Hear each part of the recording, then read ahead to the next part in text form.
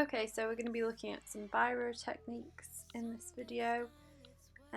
First of all, you might want to clean off the tip of your Biro by just rolling it on the paper and checking that it gives you this clean line. Sometimes there is some excess ink stuff on there. Okay, we're going to start off with some basic hatching. Here I'm just adding a light layer, and I'm actually taking my pen off the paper as I finish each line instead of doing this zigzag line. So you don't want to try doing a zigzag line. I know that it's much quicker, but it can create a much nicer effect if you actually take your pen off the paper each time. It's much cleaner than doing this.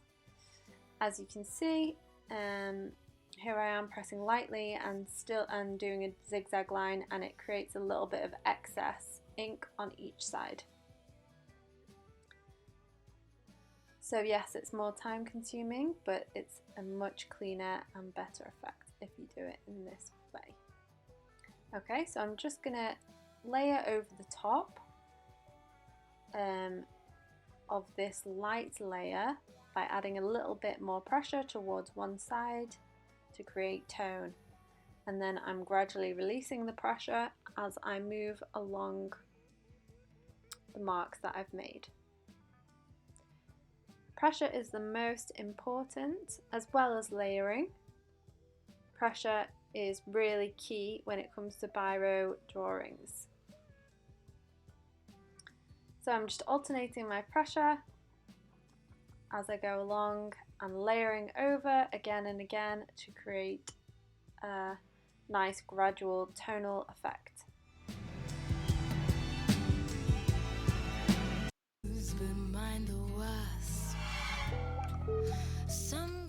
So this does take some time and require a bit of patience, but it's worth it in the end when you can see the results. More hassles, fuss and lies on the phone.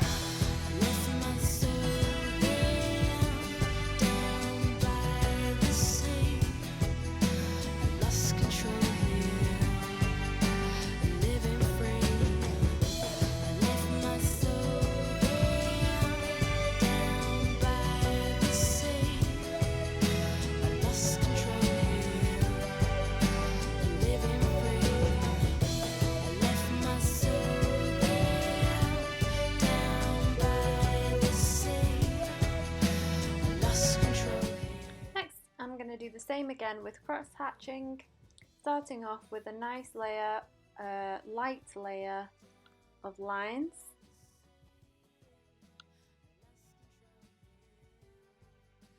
With minimal pressure. Then I'm going to start to add some more pressure on one side and layer over the top. And then next I'm going to cross over diagonally with my Biro and do the same again, thinking about pressure as I go along.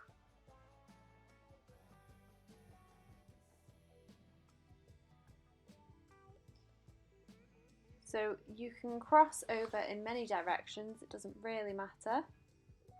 And you can cross over in 3 different directions for the darker tones, if you would like to.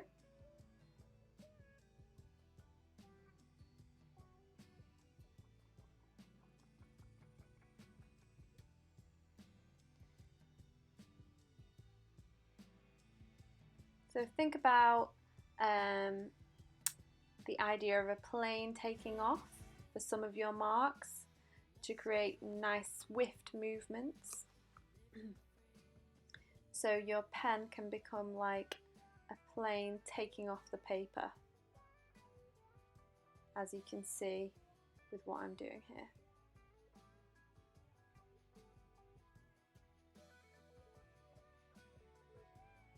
This helps to create again that gradual effect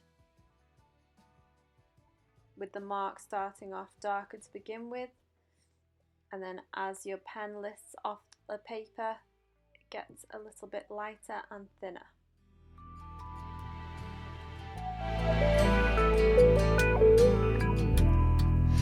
A cool breeze flows. Next, you can try doing some stippling using techniques that we have learnt about previously. So have the dots much closer together to create darker tones, and separate them further apart from each other to create the lighter tones. Now that you've done these experiments, you can draw a shape. I've chosen to draw a sphere, starting off with a circle shape.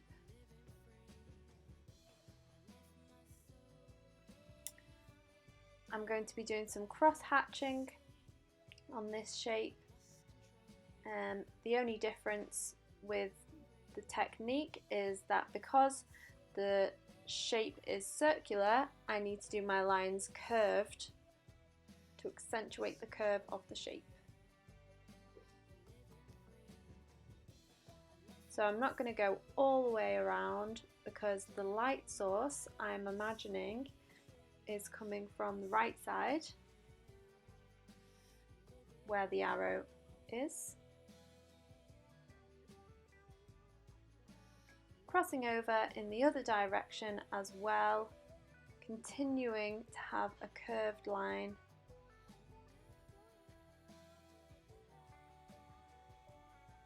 Now I imagine that the shadow will fall about here, so I'm going to press on harder and create a dark outline.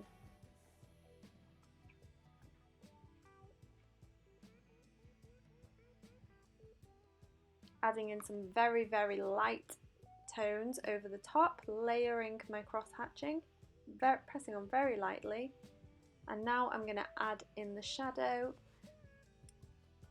as hatching. So all my lines are facing one single direction where the shadow is falling.